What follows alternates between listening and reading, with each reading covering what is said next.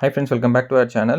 இன்னைக்கு நம்ம இருக்கிறது வந்து தோஹா அஹமத் இன்டர்நேஷனல் ஏர்போர்ட்டில் தான். லாஸ்ட் வீடியோவில் வந்து பெங்களூர்லேருந்து ட்ராவல் பண்ணி எப்படி இங்கே வந்திருக்கோம் அப்படின்றத பார்த்துருப்பீங்க. இந்த வீடியோவில் வந்து கத்தார் ஏர்போர்ட்டில் வந்து எப்படிலாம் இருக்குது, என்னென்னலாம் இருக்குன்னு எக்ஸ்ப்ளோர் பண்ணி பார்க்க போகிறோம். நம்ம சேனலுக்கு ஃபஸ்ட் டைம் என்ன சப்ஸ்கிரைப் பண்ணி வச்சுக்கோங்க. வாங்க இன்றைக்கான வீடியோக்குள்ளே போகலாம்.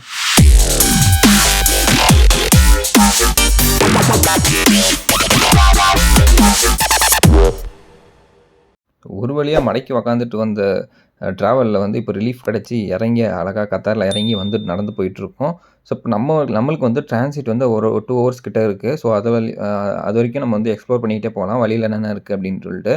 அந்த மாதிரி பார்த்துட்டு போகும்போது தான் வந்து ஒரு ப்ளூ கலர் அட்ராக்டிவான ஒரு கார் நின்றுட்டு என்னென்னு போர்டில் படித்து பார்த்தா அது மெக்லரன் காரு.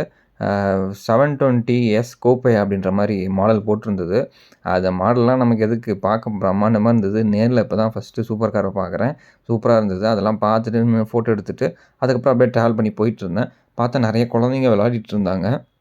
அந்த குழந்தைங்க விளையாடுற இடமே வந்து டிஃப்ரெண்ட்டாக செட் பண்ணி வச்சுருக்காங்க. ஏதோ குளோப் மாதிரி வச்சு அதுக்குள்ளெல்லாம் பூந்துட்டு சறுக்கு மரம் மாதிரிலாம் வச்சுருக்காங்க. இது ஒரு கிட்ஸுக்கு வந்து ஒரு என்டர்டைன்மெண்ட்டாக இருக்கும். நல்லா இருந்தது பார்க்க.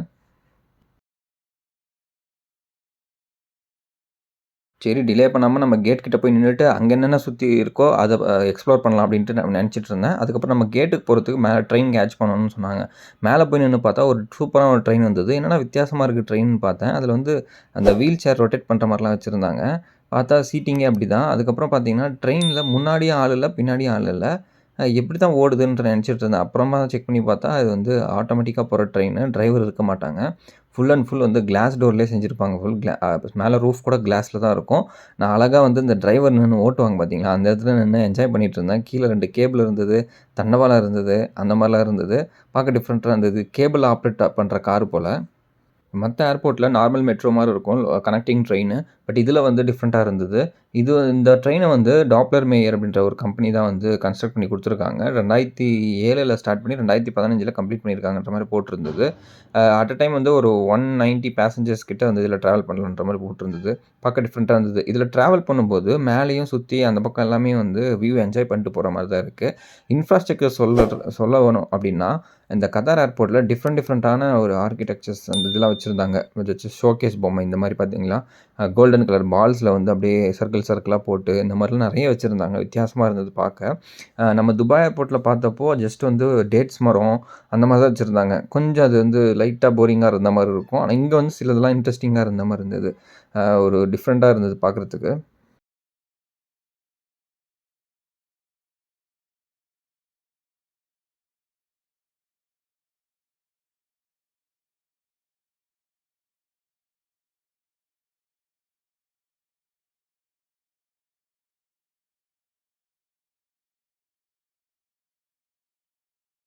சரி, நம்ம ட்ரெயினை விட்டு இறங்கி நேரா நடந்து வந்துட்டுருந்தேன் கேட்ஸ் நோக்கி. இன்னொன்று இது பார்த்தது வந்து இந்த வாட்டர் ஃபவுண்டைன் மாரி வச்சுருந்தாங்க. செவுரு மாரியே தான் இருக்குது. ஆனா தண்ணி வந்து ஊத்திட்டு இருக்கு. அதுக்கப்புறம் பிரம்மாண்டம் அப்படின்னு சொன்னா கத்தார் ஏர்போர்ட்ல அது இந்த இடம் தான் நான் சொல்லுவேன். ஜஸ்ட் வந்து ஒரு சூப்பர்பான ஒரு ஹை ரூஃப் ஏரியா வச்சிருந்தாங்க. சூப்பரா இருந்தது பார்க்குறதுக்கு. ஏதோ வந்து ஒரு டேப் மாரி இப்படி வளைவு மாரி வச்சிருக்காங்க. அத சுத்தியும் ஒரு பைப் கனெக்ட் ஆகுது. அந்த பைப்ல எல்லாமே வந்து வாட்டர் ஃபால் மாரி வருது. பாருங்க எந்த அளவுக்கு சூப்பரா இருக்கு. நான் இந்த மாரி சிங்கப்பூர் ஏர்போர்ட்ல தான் வந்து அதுவும் வீடியோல தான் பார்த்துருக்கேன். சிங்கப்பூர் ஏர்போர்ட்ல இந்த மாரி இருக்குன்றது நான் ஒரு வீடியோல தான் பார்த்தேன். அந்த மாரி வந்து இங்கேயும் செட் பண்ணி வச்சிருக்காங்க. வாட்டர் ஃபால் மாரி பாருங்க எந்த அளவுக்கு சூப்பரா இருக்குன்றது. இது கத்தார் ஏர்போர்ட்ல தான் இருக்கு.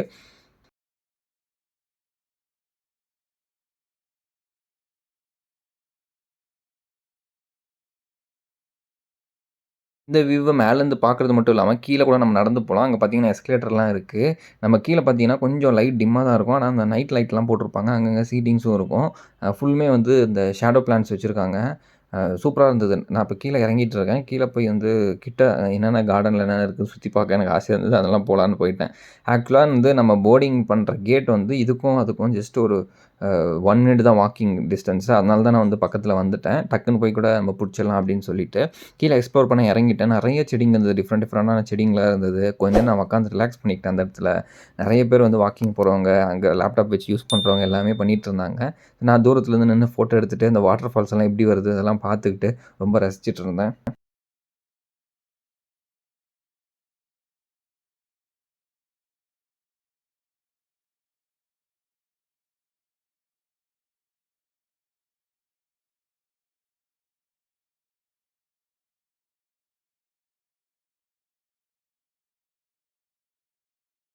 இந்த ஏர்போர்ட்ல எனக்கு ரொம்ப பிடிச்ச இடம்னா இதுதான். நான் உட்காந்து ஸ்லோ மோஷன்ல எடுத்துட்டு இருந்தேன். கிட்ஸ் கூட வந்தா கூட இந்த இடத்துல கண்டிப்பா நின்னு கொஞ்சம் ஒரு ஒரு ஒரு 1/2 மணி நேரமாவது ரிலாக்ஸ் பண்ணிட்டு போலாம். அந்த மாரி வொர்த்தான பிளேஸ் இது.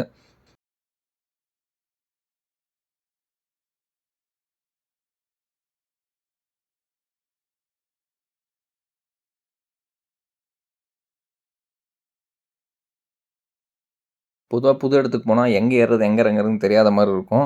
அதே மாரி தான் எனக்கும் ஆச்சு. இது இறங்கிட்டேன் இந்த இடத்துல. திருப்பி எப்படி ஏறி வெளிய போறதுன்னு தெரியல. நான் பாட்டுக்கு சுத்தி சுத்தி ஒரே இடத்துக்கு தான் வந்துட்டுருந்தேன். அதுக்கப்புறம் அங்க இருந்த ஸ்டாஃப்ஸ் கிட்ட கேட்டா அவங்க வந்து கைட் பண்ணாங்க. ஜஸ்ட் பின்னாடி ஒரு லிஃப்ட் எஸ்கலேட்டர் இருந்தது. அது வழியா ஏறி போயிட்டு நேரா நான் வந்து கேட்ஸ ரீச் பண்ணிட்டேன். கேட்ஸ் கிட்ட போன உடனே நம்ம டிஸ்ப்ளே போட்டிருந்தாங்க.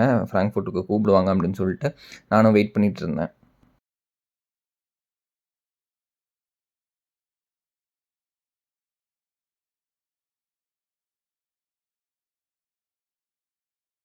ஒரு வழியா நமக்கு போர்டிங்க்கான டைம் வந்துடுச்சு. நம்மளையும் கூப்பிட்டுட்டாங்க.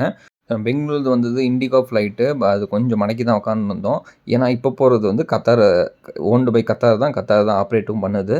ஸோ, கத்தார் ஏர்வேஸ்ல எப்படி இருக்குது சீட்டிங்ஸு, என்ன மாரிலாம் ஆம்பியன்ஸ்ல இருக்குன்றது இந்த வீடியோல பார்க்க போறோம். நம்ம சேனலுக்கு ஃபர்ஸ்ட் டைம் வரீங்கன்னா, சப்ஸ்கிரைப் பண்ணி வச்சுக்கோங்க. பெல் ஐக்கான் ப்ரெஸ் பண்ணிக்கோங்க. அப்போ தான் நான் போடுற அப்டேட்ஸ்லாம் உங்களுக்கு வந்து ரீச் ஆகும். ஸோ ஃப்ளைட்குள்ளே என்டர் ஆனதுக்கப்புறம் பார்த்தீங்கன்னா, ஆஸ் யூசுவல் எமிரேட்ஸ்ல எப்படி இருக்கோ, அதே மாரி எக்கானமி கிளாஸ் சீட்டிங்ஸ்லாம் ஆல்மோஸ்ட் அதே மாரி தான் இருந்தது. இங்க என்னன்னா கத்தார் தீம் வந்து அந்த அவங்களோட நேஷனல் ஃபிளாக்லயே கலர் வந்து பர்பிள் மாரி இருந்தது. டார்க் பர்பிள் மாரி இருக்கும். அந்த எக்ஸாக்ட் கலர் தெரியல. ஆனா அந்த கலர் இருந்தது. பார்க்க நல்லா இருந்தது டிஃப்ரெண்ட்டா.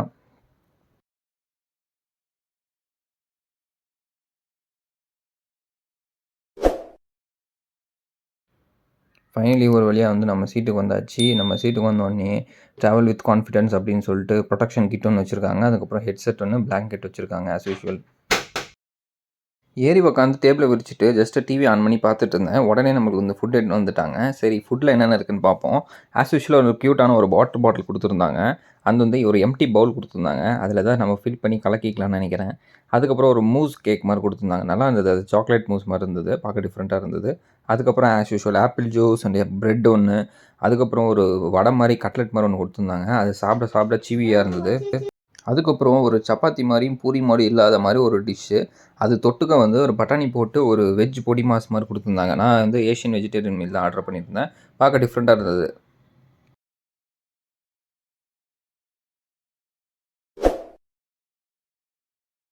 ஸோ ஆம்பியன்ஸ் எல்லாம் சுத்தி பார்த்துட்டு நின்னுட்ருக்கும்போது, அப்படியே வந்து காஃபி எடுத்துட்டு வந்துட்டாங்க. ஸோ காஃபியும் சூப்பரா இருந்தது.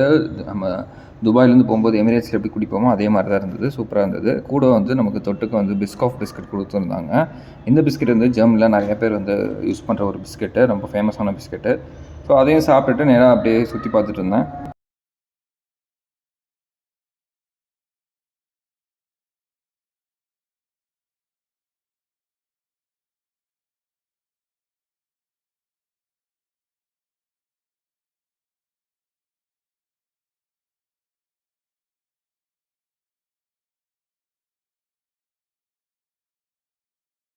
அதுக்கப்புறம் ஆம்பியன்ஸ் லைட் கொஞ்ச நேரம் கழிச்சு போட்டுட்டாங்க. ரொம்ப சூப்பரா இருந்தது. ஸோ அதுக்கப்புறம் பாக்கெட்ல வந்து என்னென்ன இருக்குன்றது பார்க்கலாம் நம்ம பார்த்துலாம். ஜஸ்ட் அந்த வாட்டர் பாட்டில் வைக்கிறதுக்கு ஒண்ணு, ஸ்நாக்ஸ் வைக்கிறதுக்கு ஒண்ணு, அதுக்கப்புறம் சேஃப்டி இன்ஸ்ட்ரக்ஷன்ஸு, அடுத்து வந்து டிஸ்பேஜ் டிஸ்போஸ் பவுச் எல்லாமே இருந்தது. அது போக வந்து நமக்கு வந்து ஸ்நாக்ஸ் வந்து ஒரு கேரமல் பாப்கார்ன் குடுத்தாங்க. நல்லா இருந்தது.